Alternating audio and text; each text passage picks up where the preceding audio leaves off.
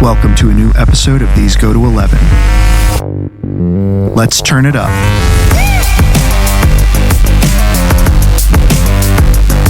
Hey everybody, welcome back to These Go to 11, an unchurchy conversation about everyday faith.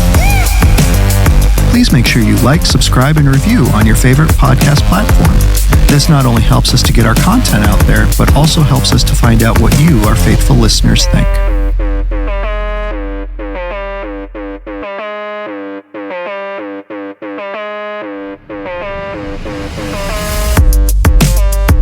Ladies and gentlemen, welcome back to These Go to 11. Once again, I'm Nathan Bell. Joining me as always, Greg Dutcher. Greg, what's going on, man? Man, she hit me with a toaster. No, sorry. I was joking with you, Nathan, if I started my intro today with a classic line of Bill Murray in his basic training from Stripes. We both agreed, I better not do that one. So instead you So instead I did from Scrooge, and I edited the quote slightly. So I'm doing well. I wasn't hit with a toaster. I just wanted to say something a little different than, oh, fine, pretty good week, good, how about you? But in general, dude, good. We're in the middle of baseball season. It's the middle of baseball season. Spring is upon us. We've had, time. Actually, this one drops. We're doing this the night before. Yep. So we can say we're in kind real of rare time. form for us. Yeah, we've usually been ahead. Yep. So we're always trying to second guess when we are. But, weather was nice today. Yeah. And I think it's on the upswing, isn't it? Are we heading into some warmer days? Who knows? I mean, know. we could still get snow. It's Maryland. Yeah, we could have a blizzard next week, but I'm hoping. I'm looking ahead, dude. Today was 62, 67, 68, 59, 61. And then next week, or I should say, my Apple thing is like 10 days here. We get into the 70s and 80s. All right. We'll see. I'll take it. We shall see. I'll take it. You know what? It's not only the weather that is on the upswing, it is this podcast. Yes. And that is because we have a dignitary on here that is going to be of high sophistication. Did you say dignitary or yeah. Hold on. I'm confused. I thought we just had Bartlebaugh. Oh, yes, absolutely. Dignitary. He's a movie dignitary. Like I said, I thought you said Dingleberry. Nathan, listen, I know your wife may call you that, but we are going to call you more affirming names. Or just call you names. Appreciate it. That's why I'm here. Yeah. The affirmation. And so, guys, help me. Whenever we have the ineffable Nathan Bartlebaugh, how are you, Nathan? I'm doing great. Awesome. I'm glad you reminded me it was happening tonight when you called me to do my call. That was so funny because I knew you knew from the microphone sound. You're like, oh, hey, Nathan. Oh, is tonight the recording? There was a guy literally in our house, like checking out the windows to do work on them, later on. And then suddenly I'm like, it's Nathan Bell. And I don't know what this is. Nathan Bell. And I hear Dutcher in the background. So what do we do here? Because you're both Nathan B. So we just call him Bartlebaugh, Bell. I mean, how do we get through that? I think we did Bartles and Bell. It sounded like a wine cooler. Yes. I like that. I like that because we could do that because we were supposed to have Zach Bartles. There's no Zach tonight, so he did not throw everything into disarray. Yes. Yeah. So Zach, I know, had some family issues he's attending to, so we certainly miss him being with us tonight. We'll get him back on here at the right time. Yeah. But I'll go back and forth. I'll try to do it with contextual clues. Yeah, we'll figure it out. We always do. We do. We'll do. We'll just kind of bumble through it. But of course, we're in April. We decided to dedicate this month to entertainment. So we talked Oscars, and then Greg, you and I spent some time. You talked Oscars without me too? We did, dude. What were we doing, Bell? We were not in our right minds.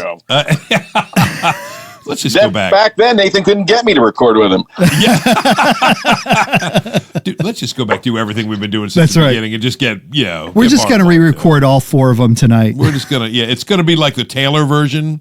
We're going to have, the... Well, what movie were you rooting for? Because you can tell I listened to your show. Oh, dude, good question. Well, we only took, Nathan took 2, I took 2. So you did, Nathan, Barbie? I did Barbie, and I did the Holdovers. The Holdovers. I almost said the Hangovers, but that was not Oscar nominated. You did Oscar coverage, and you covered 4 movies total. I know, dude. Out of what, 10? Yeah. 9 or 10. So, and then I did Oppenheimer, because we had to do the one that won, and American Fiction. I don't know if you saw that one. I saw all of them, yeah. I You did a did. podcast where for the Oscars, and I watched all the movies, but I'm just saying. Which is what a professional would do. And then, a couple of simpletons like us, we 4 was too much. Our brains could only handle those 4 and barely. Let me put you on the spot right away, Nathan. What did you think of, I'll pick the last one. What did you think of American Fiction with Jeffrey Wright? I really liked it. I did too. One of the major reasons I really liked it was because of Jeffrey Wright, who's been a phenomenal actor for years. Yeah. But when you put in the thing about him is he's an amazing sort of character actor, side character. He's wonderful. He can walk in, give you this really fully fleshed out character, sometimes even when the part's underwritten. Agreed. And then walk back out. It's very rare that they give him the lead. He had a lead in a film on Netflix years ago. I think it was called Hold the Dark, a very weird, creepy sort of movie. And he was very good there. And he's really good in this. Did you guys like it? I saw, you didn't see it, right, Nathan? I did not. I loved it. It was kind of my surprise hit. It showed up later in the year, and there wasn't there was buzz amongst like the art house crowd, but not much else. No, but I thought it was good. The one that just had the simplest appeal to me, Nathan did, which we both did see, was The Holdovers. Yeah. Very good movie. Man, I mean, dude, to me, Giamatti is he ever not good? I just love. Yes, yeah. He's never not good. If you love Big Fat Liar and Planet of the Apes in 2001, but no, even when he's in garbage, yes, Paul Giamatti is not bad. I agree. He's one of even those when he's actors. playing Pig Vomit on the Private Parts Howard Stern movie. He was yes. So yes, that's true. When he's playing Pig Vomit, man, when I play Pig Vomit, I'm not that good. Is that a like board game at your house? It's a good thing we never made it over to game night yet. It's got Pig Vomit. Which we do have to get that game night, dude. We had high plans this summer, and our life changed, but we'll get that back on. But no, what I love about The Holdovers, dude, we won't spend too much time, Nathan, since we did a whole cast on it. But I bet you felt like I did, Nathan, that I don't know, sometimes a movie you just think good writer, good actors, not a larger than life story, just well done. And what I liked is that they resisted cliches at a couple of key turns. Remember we talked in the movie? Yeah. Yes. It was a movie set in the 70s, and lots of time, and they did the homages and the visual look, but it also felt like a 70s movie in the way in which it portrayed the events of the film and the way it presented the characters. And I really like Alexander Payne a lot, although sometimes his movies, sometimes he won't completely nail them. Like I did love Sideways, but some of them like About Schmidt and stuff, it's like he would have these election. It'd be to the left of dark satire, and you wouldn't really be able to get a hold of the characters. And I actually didn't know he did About Schmidt. He solves that Nicholson problem by giving you characters that you can really care about in this one. Yes, agreed. Yeah, agreed. And I thought the cook, right, who won the Oscar for Best Supporting Actress. Well, it was funny to see my kids get into this because they had seen Izzy had actually jumped up on the couch when we were watching The Holdovers, and I'm like, there's a little language, but there's nothing else in it, Yeah. And we watched it together with her, and it was funny to see her rooting for that actress when the list of names came up. Yeah. And I was confused because I was like, well, where's the girl from Killers of the Flower Moon? And where's Lily Gladstone? Because I was thinking she was supporting actress, but they nominated her for Best Actress, right? Is that how it worked, or was it vice versa? No, you might be right. Was she Best Actress? She was, and I think that's why she lost. I thought she should have been the Best Supporting, where I think she would have maybe gotten it over this actress, but she was ended up in best actress. Best actress. I see. When she lost to Emma Stone. That's right. Which I did not see. Poor Things. Right. That was her movie. Yep. I've heard a lot of that movie's absolutely in my wheelhouse. Like that's one of those movies I saw the trailer for, and I'm like, this is a Nathan movie. The same way Everything Everywhere was last year. Yeah. I loved it. I mean, you're gonna have to put a lot of caveats for your audience. No, well, watch this movie because Mark Ruffalo in that film gives one of the probably one of the funniest performances I've seen in a long time. Yeah, but it's a very weird, surrealistic movie. It's a takeoff of The Bride of Frankenstein in some ways. Okay, but not for children and not for maybe the faint of heart. If you're not, that's what I was told. A person who is not a movie person. I'm not criticizing him. Just not his thing. Went with his wife, who loved it, and so I've only talked to him about it. Don't have his permission, so I won't say who. But he did not like it. So, it was crap. It was weird. It reminds me of a dream you have when you're sick. That's my favorite kind of movie. Right. Well, 5 stars. Honestly, dude, I loved it. I thought it was fantastic. I think, Greg, you'd appreciate it because of. It is strange. It is interesting, but to me, that means that visually it was wonderful to look at. Yeah, there were great performances. Yeah, there was a lot to think about and unpack. It's like the dark side of Barbie in a sense. It's that interesting. Which I loved. I love Barbie too. So yeah. Interesting, dude. All right. See, look at that. See, we get Bartlebaugh, we pick up a fifth of the 9 or 10. I already fixed up your episode. Would you just excerpt this, put it back? Right. Dump it over in the other one? Yeah, yes, and then we'll release it as a bonus feature, right? Like what NBC did in the 90s in the summer. If you haven't seen it, it's new to you. Yes. So there you go. My favorite moment, though, although Emma Stone winning the award, that was great, and the I Am Ken or I'm Just Ken was great. That was funny. That musical number. Yeah. But Godzilla finally winning an award, even if it was just Best Visual Effects. Yes. I personally would have nominated that movie for Best Picture, and that was Godzilla -1. Yeah. Godzilla X Kong. Well, I really enjoyed it. It's not getting up Best Picture anytime. Yes, I've not seen it. Did you see it, Belle? No, not -1. I saw Godzilla X Kong. Yeah. He's not messing around. He saw the good one. I took the kids to the center to see the Godzilla Kong one. Oh, nice. And it is pure 1970s psychedelic Godzilla back when he would do wrestling moves and Irish jigs. It's that level. I mean, Kong has like an infinity glove out of nowhere in the middle of the movie. He raises it up in the air and swirls it around, and I'm pretty sure he growled. He said groovy, but I couldn't entirely tell. Man, he's invoking Bruce Campbell in the movie? It's a wild movie. It is. Wow. When Kong picks up a mini Kong, a mini monkey, and starts swinging him around like he's a wet blanket or something and smacking around other larger Kongs. He uses like an actual bludgeon. It would be the equivalent of Qui-Gon Jinn picking up Jar Jar and just beating the Sith with it, the Darth Maul. Hey, I wouldn't mind seeing that in some features. That would be cool. I will have to check that out.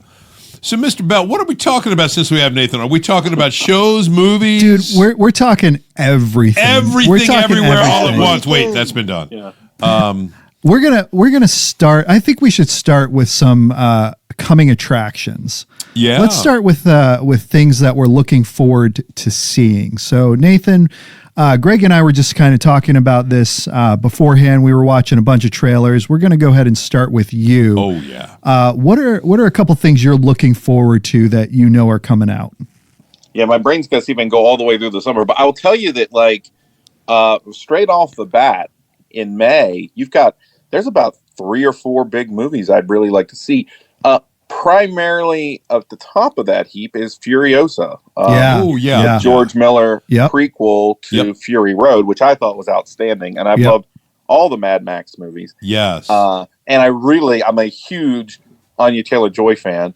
Yeah, so me too. I'm great. really looking forward to to that film quite a bit. And Kingdom of the Planet of the Apes. I loved that recent trilogy that they made. It's cool that this one's in the future.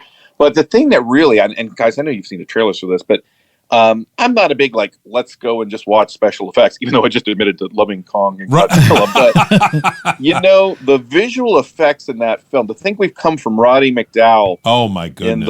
In the Cornelius makeup to how photorealistic and how expressive those apes look and gorillas look in that new trailer. It's incredible. It is. Yeah. Incredible. It's really. So am I right on this one, dude, that is Andy Serkis not in this? Is he not the what was his name? Caesar. Is he Caesar? So this is hundreds of years after Caesar, my understanding. I think you're at the point now where it wouldn't be out of place if Charlton Heston or I guess Mark Wahlberg, God help us, were to just sort of fall down in the middle here, because you're at the point where the humans have become completely bestial and non, I think some of them can still speak, but they are running around like cave people and the apes are on top. So it's probably one click below when Heston would maybe come into Heston would show picture. Up. Yeah. That makes sense. Okay. Yeah, that makes sense. Yeah. So we are well past the James Franco in San Francisco with Little Caesars. So we are Little Caesar. Yeah, Little Caesar. See what I did there? Ooh. Are you hungry, Greg? Yes. How did Little Caesars not take advantage of that when the movie came out? Could have had him on all the boxes and right. You know what they say about Little Caesars is that's where you go when you want to eat something that's cheaper than food. That's when you go when every place is closed. You can't get into the dumpster out back. And that's like when I come home and Lisa goes, "Did you bring pizza?" I said, "No, but I brought Little Caesars." Exactly. It's the same way when people are like, "Oh, you want Mexican or you want Taco Bell?" Yeah. I'm not in the mood for Mexican. I didn't ask if you're in the mood for Mexican. I said you want Taco Bell. Absolutely, dude. I'm telling you, that should be cheaper than food. There's about a 30-minute window with Little Caesars. Yes. You eat it and it's okay, and the next time you eat it, you feel like you are biting into a moist hunk of something you found. It's so true, dude. Up after a rainstorm. It's like, oh, you want some shoe leather for your breakfast leftover? Yeah, that is true rough. With Caesars. Caesars does not keep. No, it does not. Is the most anticipated movie of the entire summer. We've been waiting, years and years for this, right? Star Wars Episode 1, The Phantom Menace. I mean, great, right? 25th year anniversary. That's right. Yeah. Oh my goodness. Yeah, that was 99. That's hard to believe. Right? Wild. The Matrix was re-released this year. Too, yes. That many years later, but I don't know how it's aged. But wasn't the classic Mystery Men also 99, Nathan? Am I right? It was. There were a lot of movies. Mystery Men and The Iron Giant, a personal favorite. Iron Giant. Yes. My goodness, dude. Nice. So here I'm going to do this because you mentioned a movie, and I'm going to do some flip around. The Sixth Sense, Mystery Men, and the Iron Giant all came out on the same day, in August 9th or August 6th or something. Yes, so, and Blair Witch was close to that, wasn't it? Well, a few weeks before. Loved the Blair Witch, by the way. I did too. That was because I saw Lisa went away on a women's retreat. That really dates it. Samantha was just a baby because she took her with her. So I was, and you just camped out at the theater for a week. I pretty much did. I was bachelor that weekend. I saw Sixth Sense on a Friday night and Blair Witch on a Saturday night. I remember with Mike Shive, Dave Shive's son, because he was kind of in the same spot. We just kind of hung out that weekend and saw movies. But yeah, 99 was movie rich. So there were a lot of really good. 99 was a really good movie year, all the way through, and which kind of softened the blow of The Phantom Menace because everyone was thinking this is going to be the movie of the summer. Yeah. And, you walk out and you're thinking that wasn't as good as The Mummy. Yeah. no slight on The Mummy. It's a fun movie, but that's my point. Dude, he's right. Yeah, I did like The Mummy, didn't you? Because you're a Mummy fan. Yeah, Joy and I watch it every year at Halloween. Yes, that's right. That's one of your. The Mummy to me was it's just a fun roller coaster. It's not Oscar where nobody's ever. No, it's if you want a triple feature of Congo and Anaconda and you need a third movie. Yes, dude. Absolutely. The Mummy, some of what The Mummy was doing in 99, which people weren't as, weren't into the horror comedies quite as much. Now horror is all really popular and everyone loves Evil Dead, but it was almost like, how do we get the antics of Army of Darkness and we couple it with a kind of a movie like The Rocketeer or The Phantom or The Shadow, that kind of retro 30s. And it gave us Rachel Weisz, the first time I'd ever seen Rachel Weisz. It did. It did. But you would say, Bell, that one holds up. Oh, I do. Yeah, I totally think it does. Yeah. For a fun movie. I mean, the special effects didn't look photorealistic when it came out. The problem I had with the Mummy sequels, particularly The Mummy Returns, is in The Mummy, it's that shtick. It's almost like those Bob Hope Road to Wherever movies where or a better comparison that we would all know, Jack Burton.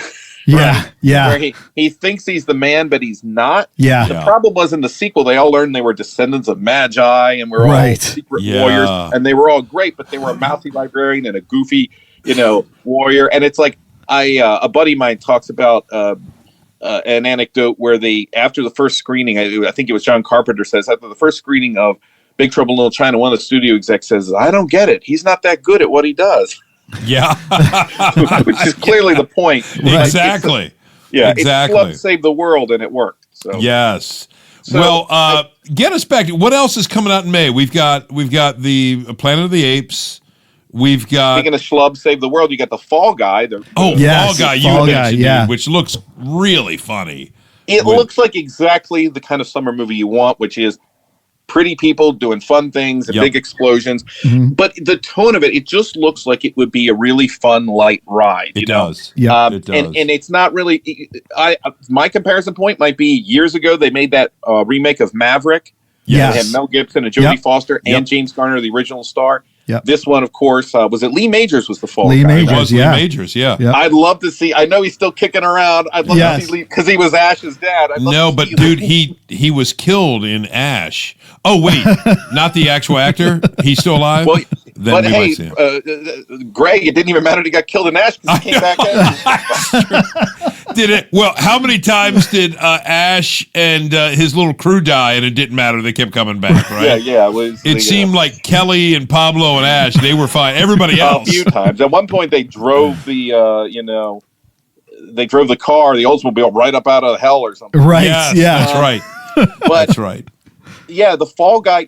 But with Maverick, it was very loosely based off that old show. But it was just a very light, fun summer movie. It was almost like, look, we got great stars that are fun to look at and are fun to interact with each other. And I think that's what this is going to be. But they look like this is the director of Bullet Train, which I actually really enjoyed. I did too. Yeah, I finally saw and that. He has a good eye for action and comedy. So I think it's going to be a hit. I don't think it's not going to intellectually wow anybody, but I don't think that's the point. Kind of this year's Top Gun Maverick, potentially. There's always, although Top Gun Maverick, I think, ended up being, not that it had any sort of intellectual substance, I think it ended up being more of a movie than people were even expecting. Yeah. Oh, yeah. In that way.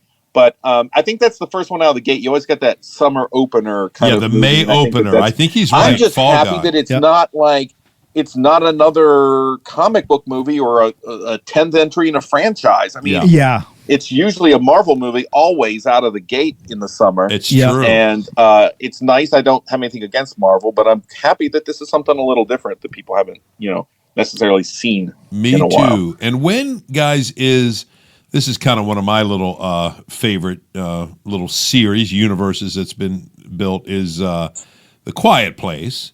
Day one, right, starts this year, which will not, for the first time, have no Krasinski, correct? No, because Krasinski is directing a children's movie called If, or family movie, I guess, about imaginary friends. Which comes out early in May. I think if you're looking at the big movies, If comes out May 17th. And Kingdom of the Planet of the Apes is a week before that on the 10th. And then May 24th is a combo of Furiosa and the Garfield movie. Wow. Yeah, that's big. So those are the May ones. So, dude, when is Quiet Place? Is that a June one? Or is that July? I think it's July. I think it's right... it's right at the end. So it is essentially July. You know when they release that June 28th, so it's out in the theaters for the 4th of July. For the 4th of July. That's Quiet Place Day one. My only issue is that, without Krasinski and without that family following those characters and then Cillian Murphy coming in the sequel, I just don't know. I'm sure it'll change when I watch it because I love actors like Djimon Hounsou and things like that. But I just think that this movie, the monsters I didn't need a backstory about how this all happened. Right. And I wonder when they tend to make those movies, I'm like, this is the least interesting thing you could do. I don't need to see hundreds of those. The same spidery monkey looking things we've seen in tons of horror films. There's a movie I just took my kids to last weekend called Arcadian with Nicolas Cage. Oh, it was almost like a Quiet Place Light. Same thing. Couple of people, a man and his two kids in a valley. The apocalypse is seemingly happening to these monsters. In that movie, you only saw the monsters here or there, and they looked like something different every time. Yeah. And so they were unique and interesting. I don't know that these are that unique and interesting. So they're really going to have to, I think, build a human story pretty strongly. I agree. So I think it's this. I mean, they've got a world-class actress, right, in Lupita. How do you say her last name? Who was in Black Panther? Nyong'o. Yeah. Nyong'o. Who I think I like. Lupita Nyong'o. Yes, who is obviously talented. Mm-hmm. And what's the guy's name who is in Quiet Place 2? You just said his name, Nathan. Jaimin Hansu. Yes. So many people like he was back in the day. He was in Amistad and in Gladiator. I just was showing Gladiator to my son, and I forgot that he was in Gladiator. But he's been in a lot of stuff. He was in Guardians of the Galaxy. Yeah. Yes. So I mean, they've got some capable actors. Yeah. You're right. We'll have to see if the person wrote actually a good story. Let me, this is potentially very self-indulgent, but let me just drop this in here. I don't even know if you know, Nathan. I've been doing this writing program. I do with Wilkes University, creative writing. So this stuff has just been gripping me. The director of the program, David Hicks, who's just a brilliant guy, did a whole special session with our cohort on just character and how crucial character is. So what you just said, Nathan, about, Emily Blunt, Krasinski, the family, that nuclear family, it's 5 and then sadly 4 till the baby comes, is so compelling. You're so invested in their story, their survival, even the tensions within the family, the daughter who's deaf and the father. That, the monster stuff is cool, the premise is cool. And he gave a lecture that I just can't get out of my head last summer on it was just, I wish I had recorded it on character. So he asked me, because he knows that I'm a time travel guy, interesting, goes, Greg, Back to the Future. He said, I know you love that movie, why? And I was just talking about it. And he kind of drew me out and just said, if you don't like Doc Brown and Marty, that movie, he says, I'm not sure it would work. The premise is cool. It's interesting, but now the time travel done has been so richly layered, nuanced. You can do the Nolan stuff with Interstellar. You could do something goofy like Hot Tub Time Machine, but he just brilliantly showed that, oh my goodness, I love Marty McFly and Doc Brown. Mm-hmm. And that's why you like the movie.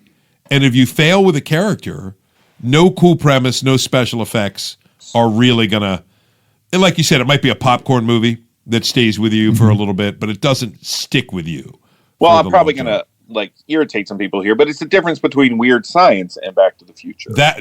Great example. You couldn't make a movie in the 80s that somebody didn't see and now love. I mean, there's people who love the freaking Garbage Pails Kid movie. Right. But that's true. Not me. But the point is the glossy glasses, the rose tinted glasses that we have when we watch these movies, and the nostalgia stuff, it doesn't always hold up. And I think A Weird Science is an example of that. I mean, try watching that now; those characters are insufferable. I agree, particularly when there's tons of reasons, and there were a trio or 3 or 4 of those movies. There was My Science Project, there was Weird Science, there was the 2 that worked the best, in my opinion, there was Real Genius with Val Kilmer. Yep. Great. Back to the Future, and they work for those same reasons. And you're right about that, but it even extends beyond those 2 characters because it's that premise. It's a simple hook, and the hook is, what if I could go back and you meet your parents, and the parents have to work too. Oh, Crispin absolutely. Glover's a weirdo. He doesn't work all the time. He works in that movie. So do Leah Thompson. Perfect in that movie.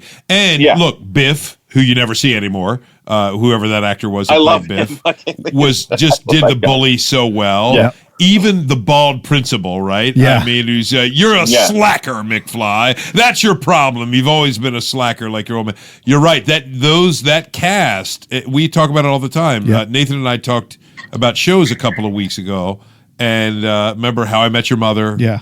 Seinfeld. It works when the characters work, no matter how funny the shtick is.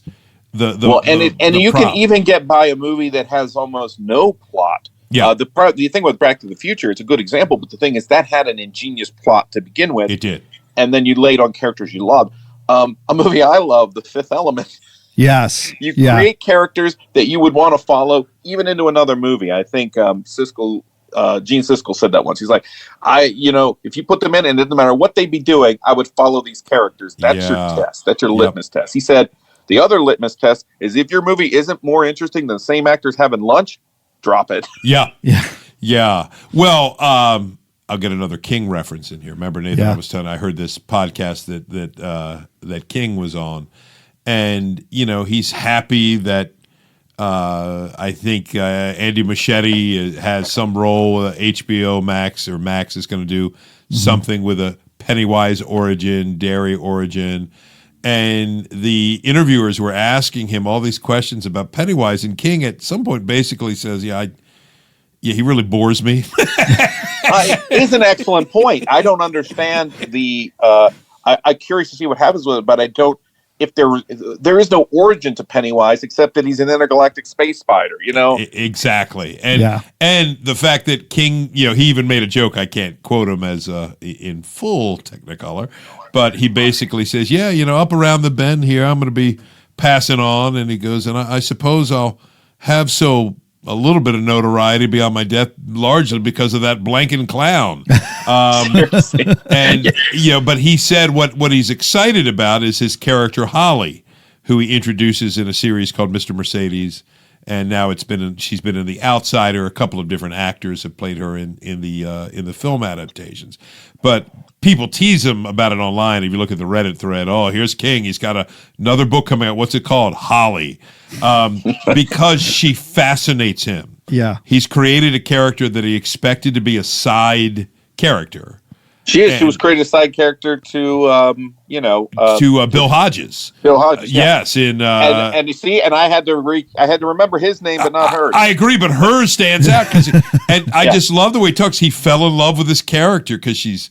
And they nailed it in the Outsider on HBO. Yes, that performance. Yes, the character was brilliant. Who is that actress? She's going to be in the Wicked movie. Yeah, she is, and she played. I think she played Harriet or Harriet Tubman in the Harriet movie.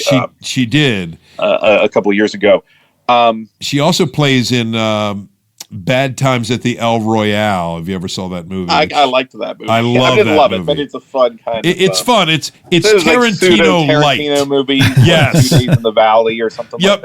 It is. It's like a Tarantino light movie, but her role in that was great. I loved Jeff Bridges in that. I love Jeff Bridges in anything. Me too, dude. Well, and that's the thing. That it's like someone missed the boat on that thinking with the idea of let's make the Pennywise show, because the heart of it is the kids. I agree. And I think we all know that, and I think King knows that. So I think King's like, just keep passing things on until we get the real Dark Tower series that what's his name is going to make. Oh, right. Flanagan. Flanagan's going to make, of course. Yeah. How do we forget? After Midnight Mass, you talk about characters and premise. But back to the movies coming out. So earlier you mentioned you started asking me if I'd seen the trailer for Trap, and I'm looking at a list of movies, which is why I know when these are coming out. I have a list pulled up. Good. Somebody should have that list. They have this listed as Shyamalan's Trap. I could have been the name of his last 4 movies. Yeah. Dude, that's cold. I got a friend that was officially sworn him off after he and I went to see Old together. Old. I knew you were going to say Old. Dude, Old had such... Do you not feel like the last 3 or 4 Shyamalan movies, I mean, I'm not trying to drag on the guy, but when he writes characters these days, I feel like I'm watching like it'd be like a Star Trek episode where they meet the aliens and the aliens are like, look, we wrote a play about what humans do. Yes. And that feels like the characters in that movie felt like what aliens think people are. Dude, beautiful way to put it. Nathan, did you see Old? No, I didn't. Saw Old last year. We had the same conversation about, again, I think it is proving the point. The premise with good characters could be more compelling. It was. That's why it was a French graphic novel. And he took all that stuff out and put his in. He did. You're exactly. I think he did that one other time. I think it was called The Airbender. Right. Yes, Airbender would be a great example, dude. Where I do think Shyamalan sometimes, and you miss it when you look at The Sixth Sense. Obviously, right? You've got Haley Joel Osment as a kid, incredibly engaging, endearing. Willis is always good, and particularly in that role. I think he was so good. And the mother, Toni Collette. Yeah, of course, who now is still making great movies like Hereditary, right? And she, they were good, right? Those three. I mean, it was a small cast, but particularly the interplay between him and his mother. That scene in The Sixth Sense at the very end with Toni Collette and Haley Joel Osment in the car is one of the best written, best acted, most moving scenes I've ever seen. And the horror element with the woman that's killed and briefly shows up in the side window, it's fine, but that's not what makes that scene so powerful. The story he tells about grandma. It's a character piece. It's the same is true of Unbreakable that he makes later, 1 year later. Even Signs, when he has that moment when they're in the basement and his kid is succumbing to asthma, and he's having a very in the dinner scene, he's having a very personal moment with God. Yes. Yeah. And I don't understand how the guy that writes those scenes can also write the stuff that was in Lady in the Water, where Mark Wahlberg talking to a plant happening, or that line in Old where he goes, "There's that rapper, mid-sized sedan." What? Dude, it's funny. Ben, since you guys both know Ben, has been on with this podcast with us before. Ben regularly quotes Old as a bad acting example. He does. And the one guy, believe I've seen him in a lot of things. He's an Asian actor. I can't remember his name. I've seen him in 100 things, but it escapes me. I've seen him in some good things. His acting in that, I mean, it was like, hey, the cellular phone service isn't working out here on this beach. Terrible. Even I like Rufus Sewell from Dark City. He's awful at it. Everybody's awful. I know, dude. It is just trash. I've wondered the same thing, dude. It's almost like, hey, was Shyamalan fooling around with AI, and an early version of AI wrote the dialogue for that movie? No, I wish the AI had written the dialogue for that movie. It may have been better. The trailer, which Nathan and I watched as we were having our dinner tonight. What did you guys think of it? Did you know it was Shyamalan when you watched it? Because I didn't even know it was a thriller. I thought it was going to be some comic. I thought that the girl up on stage was going to fall in love with Hartnett, and it was going to be one of those. Oh, right, yeah. I knew it was a Shyamalan trailer because I had seen a video, a blogger maybe a month ago that said.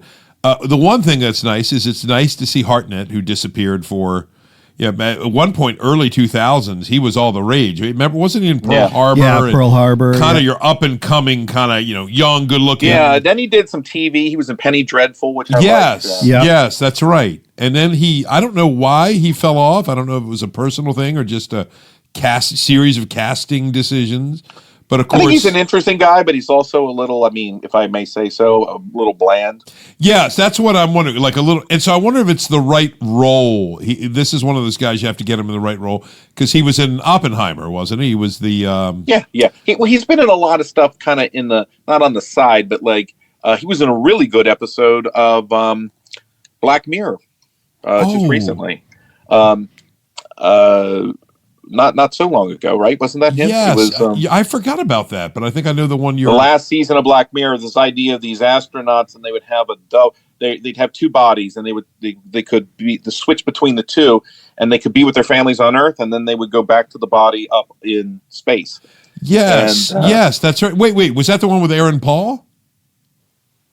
Yes. Yes. Wasn't Hartnett the other guy? I think he was the other guy. Dude, for some reason that completely went out of my head. I could be completely wrong. I do this stuff all the time. No, I'll double check that. But yeah, so I knew that it was him, so I kind of had that. But I don't know why they revealed what seems to me to be a twist in the trailer itself. Well, I won't share it. I because I don't want to ruin it. Because if the Reddit subthread is right, which is a big if. Are you talking about the connection to a previous film? Yes. I really hope that's not true. I actually don't think it is true because the trilogy of those previous films, I think, is considered closed, essentially. It would be kind of a strange way to reopen it. But are we talking about the same movie? I don't think we are, maybe. Oh, okay. We'll have to go offline again. I mean, this is all conjecture. It's conjecture. Yeah. So let me say this. Remember, conjecture got me in trouble with Star Wars, though. Remember that? That's. I guess that there was a force-sensitive, stormtrooper. No! Yes. Well, no. Anyway, I'll say this: the conjecture out there is that the three, the Shyamalan trilogy would be Unbreakable, Split, Glass. And that many people that I've read are suggesting that this Trap movie coming out August 9th, I just looked it up, could be connected to that universe. So here's my thought, dude. The twist in the preview, and can we say it's the hook. Yeah. I mean, it's a preview, so yeah. I'm with you. The twist is the hook. So I think there's likely a much deeper twist coming. And I've read theories about what that is, but who knows? Yeah, so the theory that I just read today is that it's not connected to those three films, but that it would be connected to The Sixth Sense, in the sense that they come to it in a very weird way. Because when you say the universe of M. Night Shyamalan, I don't think that means anything other than crappy acting and stilted dialogue and weird plot. And intriguing plot devices, yes. Right, but their suggestion is that, if they're the people tracking him and looking for him, and I don't know why they come to it, because I don't know if there was something in the trailer that suggested this, that they would need a person who was either clairvoyant or maybe was speaking to the dead. And so this idea that Haley Joel Osment would come back is like working with the FBI with his ability to talk to the dead. Now that sounds ridiculous, and therefore exactly like something he would do. He might do. You never know, dude. That's actually good. Yeah, since you said it, they're just theories, right? The theory I saw, and do you care, Nathan, if I share it? Because it does give away some things about the... Well, no, because everything we're seeing is from the trailer at this point. Well, right, but I was going to project a little beyond the trailer. Okay, for those listening, what is Trap? You could always pause this and watch it. Right. But basically, I thought the trailer was effective because I relate to it, having just taken my two daughters last May to a very ridiculously crowded city of Philadelphia in May for the Taylor Swift Eras Tour. So Lisa and I drove Samantha. I sense that's in my future, sadly. Oh, dude, there is probably no escape. And they had 2 tickets. And so Lisa and I actually had a great night. We drove up as soon as we saw a billion teenage girls and maybe, a few bald pot-bellied dads like me in there. All the girls are in sparkly dresses. Look, there's the... You died inside a little, didn't you? Yeah, I did. I said, there's Eagle Stadium. That's where they're going to watch it. But Lisa and I spent the night just walking around in Philadelphia. We went to an authentic cheesesteak place. It was great. You could kind of hear the concert. Which one did you go to? We didn't go to Gino's or Pat's. We went to one, I think it was like Orleans. Oh, well, I think that's what it was. It was a guy at a local tavern. We asked him, because we got some appetizers there, and we said, what about your cheesesteak? He goes, honestly, don't get it here. Walk down catty corner, and it was really good. Nice. So we did that, and so I can kind of picture that atmosphere. So for those that are listening, Josh Hartnett is the dad who's got the teenage girl. I don't know. What did she look like? Maybe 13, somewhere there. 13, 14, something like that. So he takes her to this concert of a clearly maybe combination Beyonce Taylor. I think. Yeah, a little more Beyonce or Rihanna seemingly from the trailer, but that's stand-in. Lady Raven, I think was her name, right? Yeah. And obviously it's a packed concert, and Josh Hartnett says, "Hey, do you mind? I'll be right back. I got to use the restroom." And as he goes out, he notices cops everywhere, kind of around the circumference of the building and inside. And he asks one of the merch vendors there, "Hey, do you know what's going on?" And that becomes central to the theme. And he goes, "Well, you know that I'm not supposed to say anything, but that killer that's been on the loose, the butcher, chops people up, and the rumor is he's going to be at this concert, and this whole concert is a trap." So that's what it's called. And it's like, oh my goodness. Then of course they show Josh Hartnett in the restroom. Yeah. Looks at his phone, looks at his little Ring app, whatever it is, and he's got a guy tied up in his basement. Yeah. So it appears that's the twist, which we all know cannot be the twist.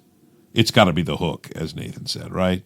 I think, because that would kind of give it away.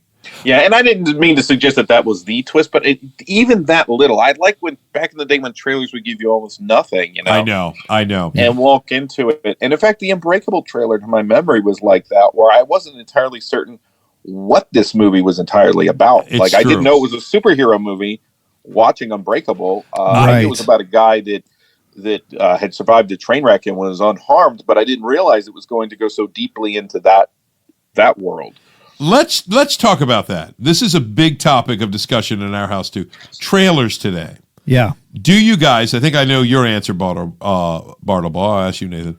Do trailers give away too much today compared to how they used to? Yes and no. I mean, because it's funny. I've gone back and watched some of the older trailers, and it feels like you're watching the entire movie. Oh, really? Yeah. People who say like, "Oh, they need to make them like they used to," no, because I watched some, and I no.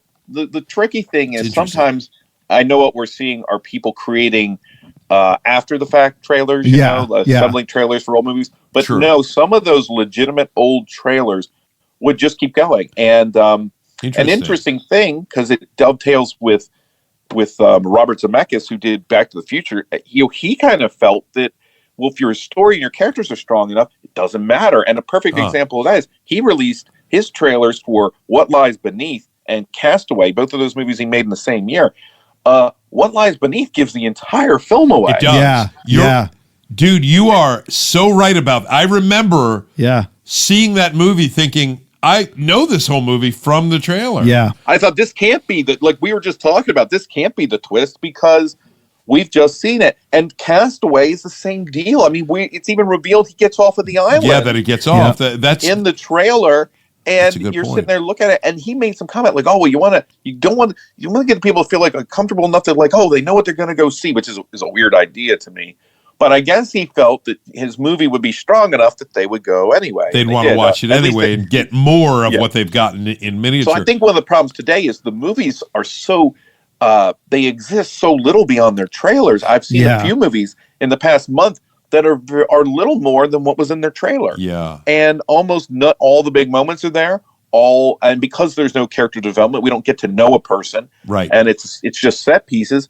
We've been given every set piece. A perfect example, that's the last Aquaman movie. I mean, I just looked at that movie and thought, there's nothing in this trailer. And luckily that was only 2 minutes long. And I think they make trailers now like their own events, obviously, but I don't think they clearly do. No, they do. It's like and an I wish we would get more trailers that were almost like not the movie at all. I remember there was a very weird movie out there called The Minus Man. It's about Owen Wilson. Yes. Incidentally, as a serial killer. Have you seen it, Greg? No, but I know of it. Yeah, it's he's like the world's laziest, nicest serial killer, something like that. He'll kill you by poisoning your tea and chat you up until you die, and then just leave. But the interesting thing was the trailer was two people coming out of the Minus Man and excitedly talking about it until the girl's a lifeguard and she forgets to go to her job and she goes there and the old people are floating the belly up in the pool because she wasn't there. But interesting. But the trailer is like a mini movie where the characters are talking about the movie that you're going to see with nothing from the actual film. Nothing from the movie. Yeah. Yeah. Well, I did just see a breakdown. There's a movie, another Cage movie, who, if you notice, is making quite the comeback. Long Legs. Long Legs. Yes.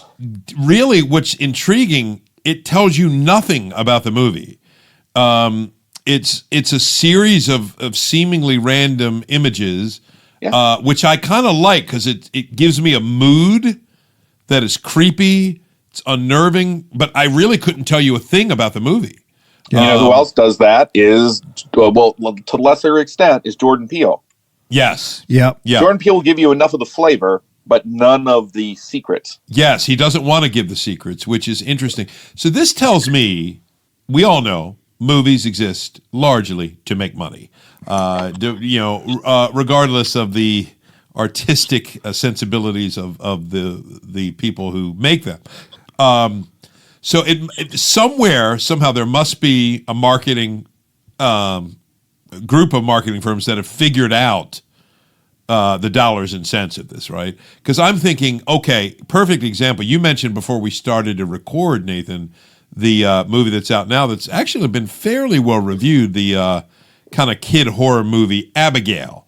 Now, when you say kid horror, she's a kid. Right, she's a kid, thank you. It is not something wicked this way comes. I'm prepping my daughter. You've heard the F word. You might hear it a lot. Yes. Well, what's interesting is that you watch the preview and you can tell they've kidnapped somebody's rich kid. They've got a ransom thing going on. They're waiting to collect the money. And you learn, of course, in the course of the trailer, the girl that we kidnapped is an evil, blood-sucking vampire. Right. And I have a friend that saw the film and said that is actually a big detriment because that revelation comes relatively well into the film. That's what I was just going to say. I read a non-spoiler review that said the same thing. So obviously at some point, I wonder, is the writer/director ticked? Like, come on. I don't want you to give that away. But I think, but they do. Thing with that one, these are the guys who did Ready or Not and did Scream 6. So the problem with Ready or Not, they gave away that concept in the trailer. Yeah. And in Scream, it's a given. You already know what you're dealing with. So they probably knew they were working with that. I remember them teasing, hey, we're making basically a remake of Dracula's Daughter. Yes. And I don't know if they gave away more by saying that. You know what I mean? I don't know if there's going to be a Nicolas Cage cameo or not.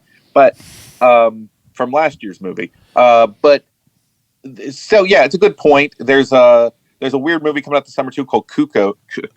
Yeah. Cuckoo. Dan Stevens is all over the place. He is Cuckoo, because he's in Cuckoo. He's in Abigail. He's in Kong and Godzilla. Cuckoo. Have you seen that trailer? I have not. Genuinely freaked me out. Okay. Yes, it looks very interesting, very unsettling. Unsettling. I think it helps when you have an esoterically weird movie where you couldn't really explain it anyway. Yes, I agree. Those movies are easier to sell. Long Legs, like the same deal. Now, have you seen the trailer for Maxine? No. With so it's a part of a trilogy. They did one called X. Ty West is a director. Then they did one called Pearl. They all have Mia Goth in them, and this is she's a actress coming out of the adult industry, trying to get it in mainstream films in the 1980s, and she runs afoul of the Night Stalker serial killer.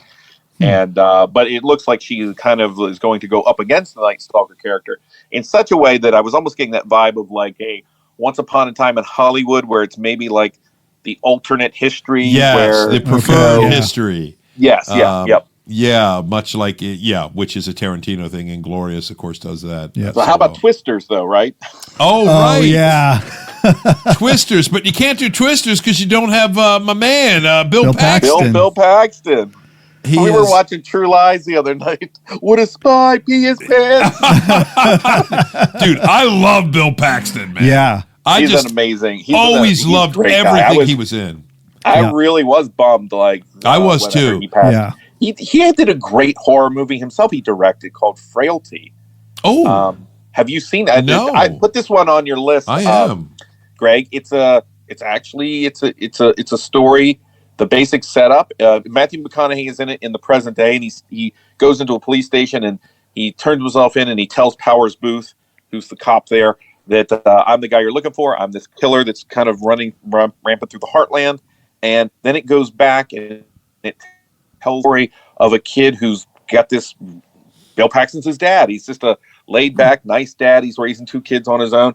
And one day, and he's a God fearing working class dude. And one day he wakes the kids up and says, guys, I got something to tell you. God gave me a message, and he told me there are demons in the world, but they look like regular people. But it's okay because he gave me a list, and he gave me a whole list of names, and now we have to take those demons and destroy them. Wow. And he gets an axe, and he gets his kids, and he starts destroying these quote-unquote demons. Check that out. I'm looking at it now. You're right. Director Bill Paxton. I never he did one knew other that. movie, I think the greatest game ever played with, that had Jim Caviezel, I believe, was in it. Oh, wow. All right. I'm checking this out, dude. I'm writing this down tonight. Wow, that is really cool. Yeah, that's a debate. Sometimes for entertainment, I don't know if you ever do this, guys. There's nothing on, so I will go onto YouTube and watch trailers. You had mentioned earlier, Bartlebaugh, that they package them together now, which is kind of interesting. It drives Lisa crazy. She's not a big trailer person. She says, I just don't want to know much. I just want to see it. If it's good. And I say, well, how are you going to know what to see if you don't see a trailer? And she says, yeah, but they always give too much away. And there is some truth in that. I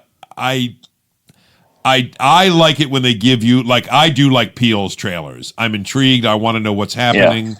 And he gives you little splashes. And often people guess when you watch these breakdown videos, like if Nope, whatever you think of Nope, every theory I saw about what happens in Nope based on the trailers was wrong. Yeah. Which tells you he's not telling you the story. Right. Just he's giving you just enough to tease you. The same was true of Get Out. I mean, the contours were there, but Us was the same way. Exactly. It really. And he has one, doesn't he, coming out this year, Nathan? Maybe it's next. I'm sure the writer's strike delayed everything. Yeah, soon, I hope. I think it's an untitled, but yeah, I love Jordan Peele. So I like that too. He'll keep them untitled until the way. A couple more I'll say that are on the list here, and then we can move on. I'm sure. We did see the trailer for Inside Out too, and I'm not really. I've lost my luster for Pixar, but as a person with kids who were, seem to be blooming new emotions day by day. Yes. Yeah. It does look like it's pretty fun because in this one, all the suppressed emotions show up. Right. Oh, okay. They throw the regular ones out, so now it explains why a teenager acts this way, because all the messed up emotions like anxiety and insecurity are running the show. Can I say, guys, that's kind of brilliant.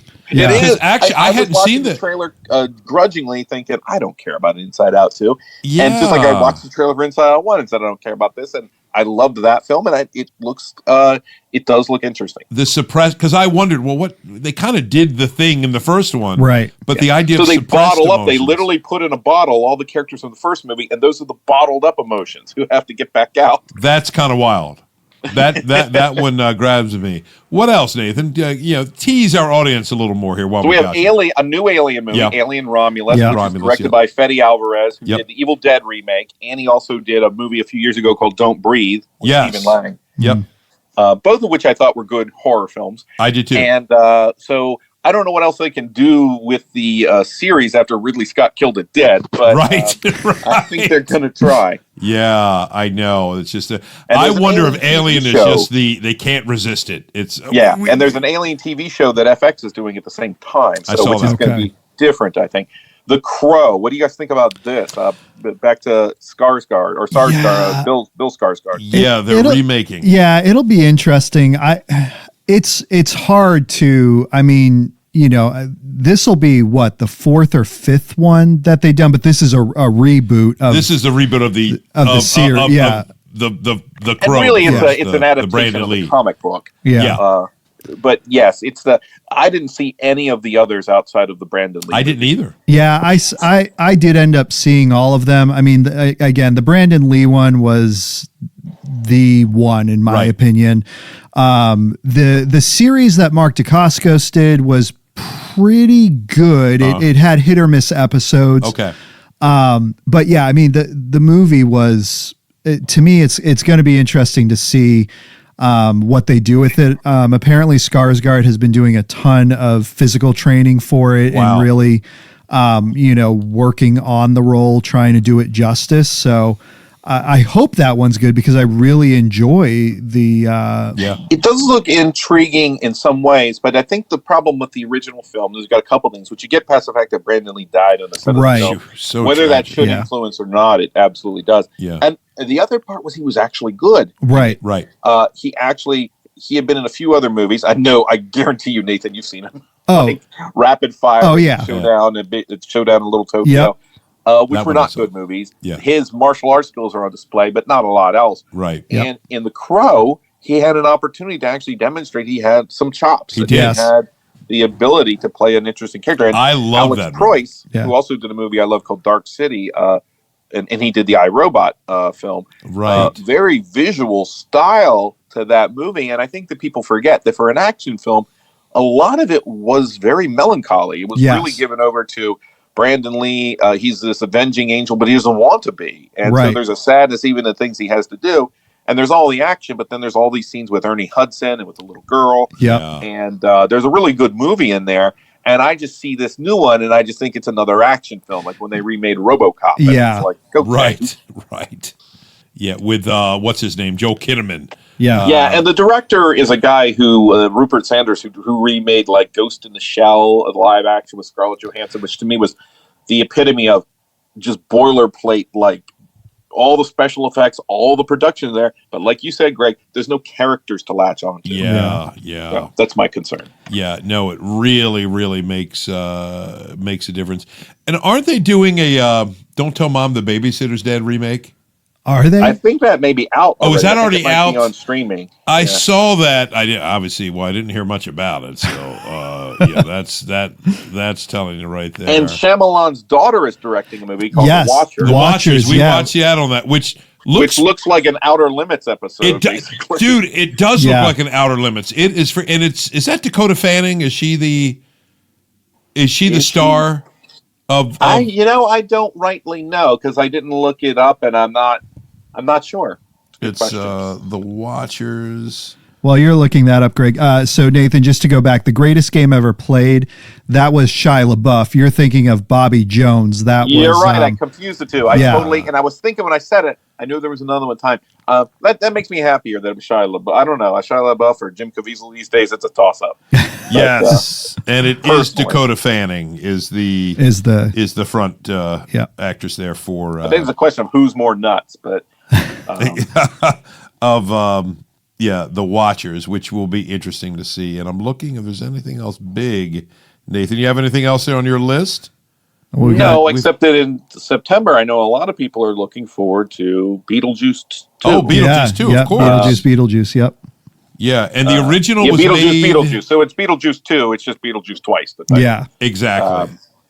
What year did the first one come out again? It was 80. Was it 89? 87, maybe. 87. That's my guess. That is a long. When I'm 17, we are going way, way back there. Beetlejuice. Then they were at the point where Michael Keaton in the trailer didn't look like he needed much makeup. Right. Yeah. No. It looked like they did dig him up. I know. But everybody was in the trailer, sans Jeffrey Jones for obvious reasons. Yeah. Tim Burton has been very hit or miss, mostly miss for me. Yeah. In the recent years, and I remember when we were doing Pop Culture Ninja, we were kind of excited for the Miss Peregrine's movie that he adapted, Nathan, and it was terrible. Yeah, I remember you saying that. He kind of churns out these movies that don't look like a Tim Burton movie anymore. He had a very distinctive style, but Dumbo and Alice in Wonderland, these all look like just big budget pictures that nobody really cares about, Yeah. Interesting. Yeah, Beetlejuice, just because of its classic nature, I will certainly give a shot. Yeah. But I know what you mean about Burton. Yeah, sometimes you're coasting on previous reputation when you look at the recent body of work. And what do you guys think about the Joker movie? Oh, that's one we should talk about. Yeah. It's a bold choice to go musical after the first one. What did you guys think of the first one? Because I have a hot take on the first one. I think it's a hot take, maybe. I did not see it, and I have no plans. Yeah, you never wanted to see it. No. I really liked it. Yeah, I remember you saying that. And I think I remember so that's my take, dude.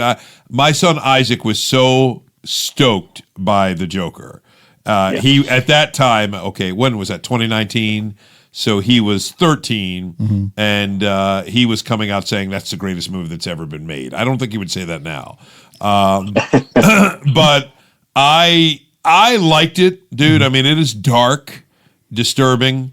He was great in it. He was great in the film. And maybe that's what it is. Phoenix himself was so good. He was so good. And I think that was my thing. There's so much of it that reminds me of like a Scorsese movie, like The King of Comedy, on purpose. There were a couple twists in there that I thought were easy to see coming. Yeah. The idea of making this a realistic Joker, and I had people tell me, well, it's like he was playing the Joker, or he was the Joker, not like an actor playing the Joker. I'm like, well, that sentence doesn't make sense to me. Right.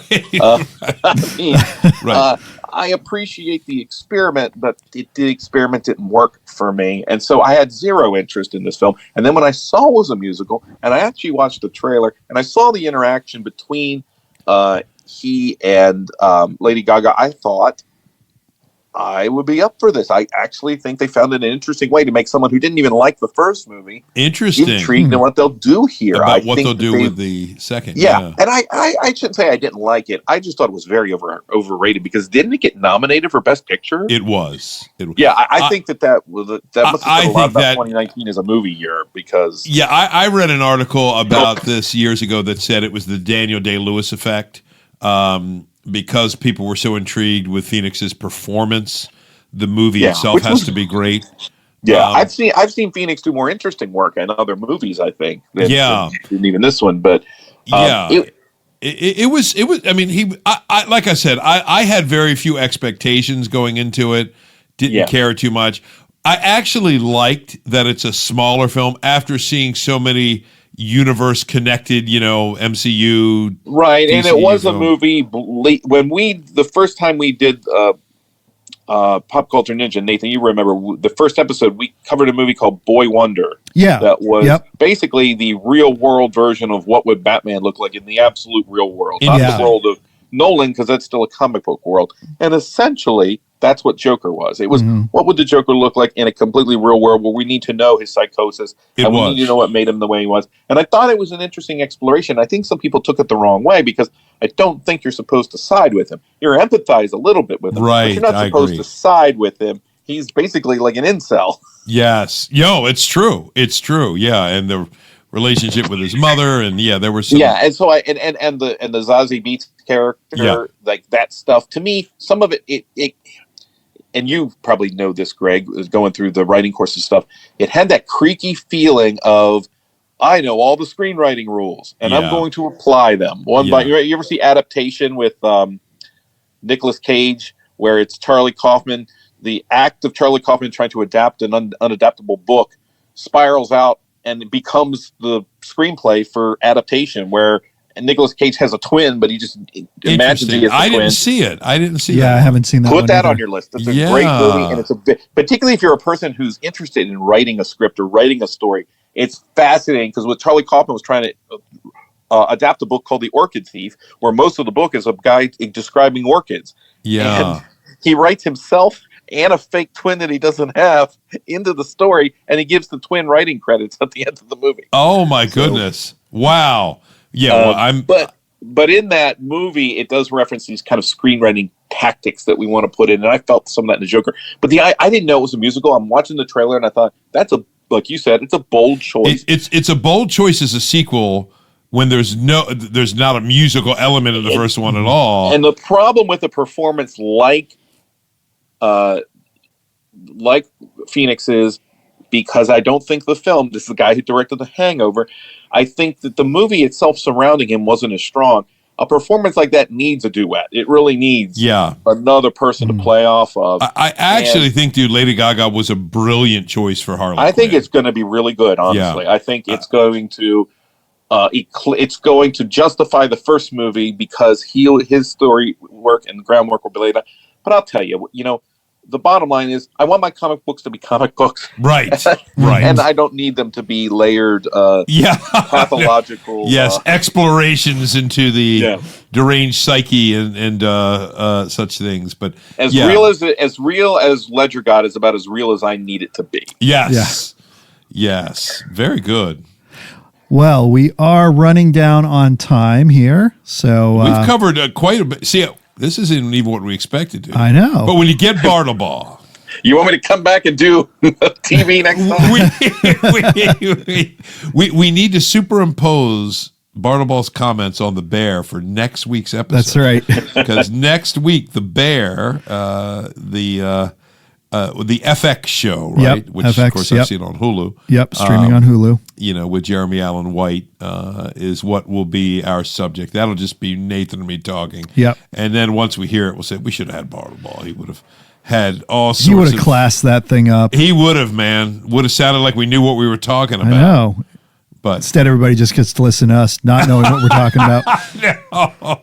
But we stumble our way through it well. That's right. But we can guarantee that we will at least come back sometime in September to do a fall review and release of what's coming in the fall. Absolutely. So, Nathan, we will definitely have you back on for that one. Yeah, and maybe we can go back and pick a few of the ones that we talked about.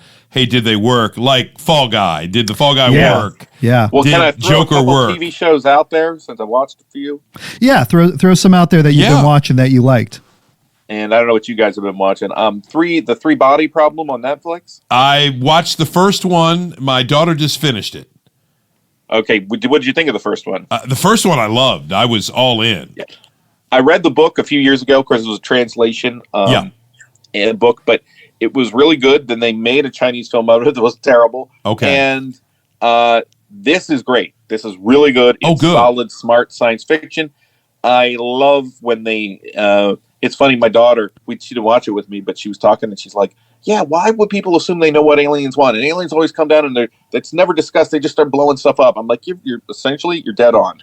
Yeah. And I think that this is a story where, not unlike Arrival, the Amy Adams movie, the Denis Villeneuve movie from a few years back. Yeah. An interesting story where we're delving into the aliens as characters and the mystery of what are they and what do they want. And so I highly recommend that. It's very good. Something I really did not expect to enjoy. Nathan will probably be happy to hear. I never really watched The Big Bang Theory. I had nothing against it, but I only watched a handful of episodes. I knew the characters. I enjoyed what I saw, but Jen and I, we just weren't really around watching TV.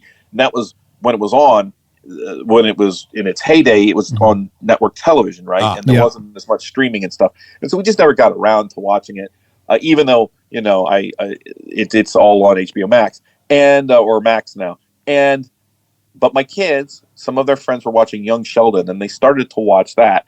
And I ended up sitting down watching it for one reason. I started to see an episode where Annie Potts was dating Wallace Shawn. Annie Potts plays the grandmother, Wallace Shawn. And he had a continuing character arc on the show. And I thought, well, had he show that as Annie Potts and Wallace Shawn on it? And then Craig T. Nelson shows up. Oh. And Ed Begley Jr. and all these actors that you normally just see once in a blue moon, and they're all in this show and regularly watch it. And I really enjoyed it. It has the same vibe as almost a Wonder Years.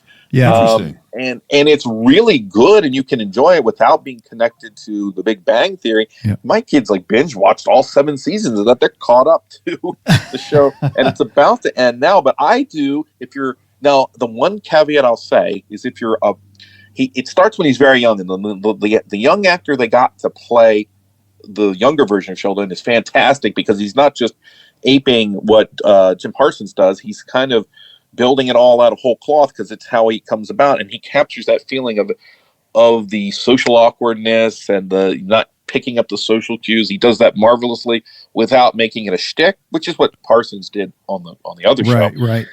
And it's really good. But the caveat would be if you're watching it and you have a young family and kids who are enjoying it, not unlike the Harry Potter movies in a different way or stories, they start out appropriate for the age, and as the character gets older, so do the situations. Yeah. So you start to develop situations involving teen pregnancy and things like marital discord and things like that. And so it's just something to be aware of. As a viewer, it makes the show richer, but then you sit there and you're like, I don't need young Sheldon to teach you guys right. the birds and the bees. Right. Right. Yeah. And I really enjoy Fallout on Amazon Prime. Yeah, that's one that I'm still looking to get to is Fallout. Yeah. Greg, how about True Detective? Do you watch True Detective? I do, and I know that what's the guy's name who was the showrunner initially? Is it Nick Puzolato or something like that? Mm-hmm. He was very critical of this new one with Jodie Foster. Dude, I really enjoyed it. I disagree completely. I thought it was the best one since the first one. I said the same thing. It was obviously it had connections to the first one thematically, and but I just and it introduced some potentially supernatural, and they did. Although you could make the argument that many of the seasons had skirted it, particularly the first one. Yes, with a lot of references to the King in Yellow and stuff like that. But what are they? Yeah. Oh, I'm thinking. Yeah, you're right. The Yellow King, and then there was. I'm always confusing that with Kings. Crimson King. The Crimson King, but which is essentially, I think, what King was homaging was all the King in Yellow stories, which are interesting. Yes, but no, I loved it, dude. I thought Jodie Foster was she brought her A game to that series, and the other actress that was the deputy was fantastic. Even the boy, I just thought it was. We watched it and loved it. It released a month or two ago. I feel like it was a winter show. Well, but, and it was standout on Fallout is Walton Goggins, who's always good. Dude, we've talked about Walton Goggins. Yeah. What an underappreciated. Did you see I'm a Virgo, or I think that's what it was called, or I'm Not a Virgo, something like that. It was on Prime. Very weird show. No. That played in a comic book universe. This guy he's kind of like he's a inner city kid, but he's a giant. And Goggins is like this, basically almost like a bigoted superhero vigilante who flies around in a suit, and kind of like he's like incel Superman sort of, and interesting. There's all these little characters. It's very weird. It's not a show. Again, it's one of those very much in the R-rated category, but very weird. What do you guys recommend? I need some new stuff to watch. Yeah. Well, obviously we're going to talk Bear next week, which is a hugely popular show. Yeah. What do you think? So I've been watching X-Men 97, which is a continuation of the X-Men series from the 90s. Animated, series. Right? Yep, animated on Disney+. So the series ended in 96, and so this is X-Men 97. So it picks up a year after the series, and I've really enjoyed it so far. I think the voice acting has been spot on. The storyline has been very well done. Continuation of everything that's gone on there. So it's kept my interest. So that's definitely one that I would recommend, particularly for comic book people. Marvel has kind of been quiet, but I'm enjoying them picking up on this series. Awesome. I've heard good things. Awesome. The one I'm only a few episodes into it that one of the mentors in my writing program wanted me to watch for.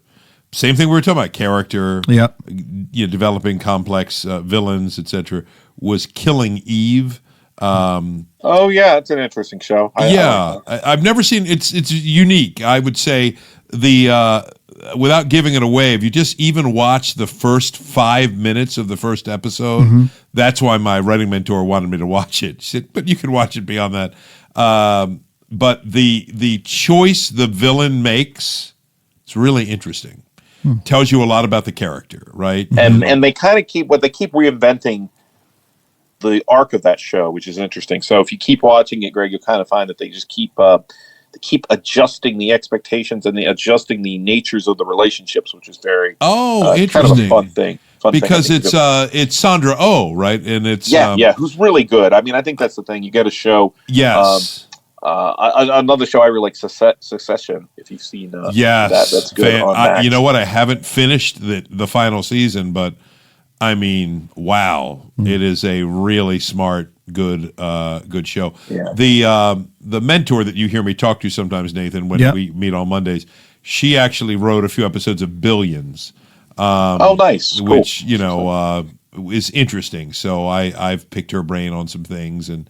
I try not to geek out because I'm like, have you met have you met? Right. Have you met Paul Giamatti and Damian Lewis? And she has, and it's interesting.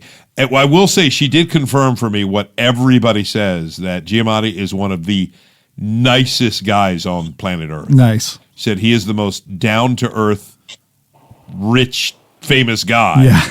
Well, did you see when he won the Golden Globe? I was just going to say, yes, he dude. went to like Steak and Shake. Yeah, I think he went to like In-N-Out Burger.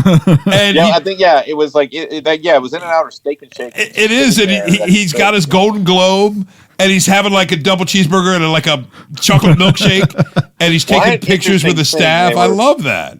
They were talking to him, and he revealed, I really do love horror movies. In fact, he said one of his favorite movies was Texas Chainsaw Massacre. Oh, wow. And so he said he'd be up for doing more horror. In fact, he's on. There's a show at Max. It's a Spanish language show, and he's in it.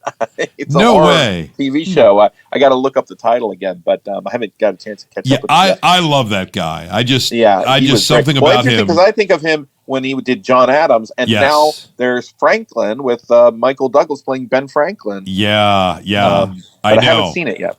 Yeah, anything he's in, I'll watch. So a smaller show that I thought was Stephen King kept tweeting that I finally watched. It was on a little network called Epix, which I think maybe has changed since then. But it's called From. Yes, I was about to suggest From to you. I was worried for a while it was going to just be another Lost. Me too. It sort of elevated itself from there. Yes, it's the guy from Lost, Harold Perrineau, yeah. Perrineau. And what a creepy opening first episode, and that just cold open where the family is brutalized by letting something that looks like a loved one into the house. A grandmother by the window. Yeah. And it has one of the best openings. Another one, I'll end with this, dude, that I saw, and I'm still, it had great moments. It's called Hunters. It's on Amazon Prime. Oh, yes, with Pacino, right? With Pacino. Yeah. So you got Pacino, who is just, Pacino, right? Right. Who plays a Holocaust survivor. He plays a Jewish character in this, which is interesting in light of his obviously well-known Italian ancestry. But he plays it well. It's very uneven to me. It had, I showed you the opening, remember, Nathan? Yeah. Has one of the best opening terrifying scenes I've ever seen in anything, hands down. And it has moments where it approaches that level of intensity, and then it has some really poorly paced moments. Yeah, and moments. I saw the first season, and it kind of was like a mixed bag. It was a mixed bag. There's some great scenes and some horrible scenes and some bad acting. I want to say, didn't Jordan Peele produce that show? He was an executive producer. I don't think he was hands-on. Yeah. And it, like I said, I was invested enough to finish it, but it was far from, I'm not going to be singing its praises. So we're going to have to call this a double. How long have we gone, Nathan? We're about an hour and a half. Look at the bonus content we're giving our audience. Well, if you take my Oscar stuff and you take the Bear stuff. Yes. Just seed it throughout the... Throughout the other ones. Yes. That's true. Well, this was fun, dude. Yeah. This has been great. We are going to go ahead and wrap up now. I always feel like I'm at camp. That's right. When we're with Bartlebaugh. That's right. Until the next time, we just rock the Casbah. Thank you again for listening to These Go to 11, an unchurchy conversation about everyday faith. Once again, please make sure you like, subscribe, and review on your favorite podcast platform. And if you ever find yourself in the Forest Hill, Maryland area, please feel free to stop by at 135 Industry Lane, and you can get all of our service times and information at christfc.org. These go to 11.